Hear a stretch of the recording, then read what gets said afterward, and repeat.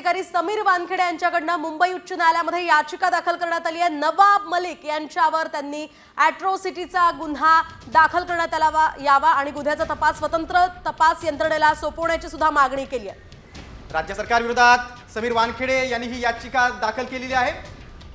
आपण पाहतोय आताची ही महत्त्वाची आणि मोठी बातमी, मलिकांवरील गुन्ह्याच्या तपासासंदर्भात याचिका दाखल केल्याचं कळतंय।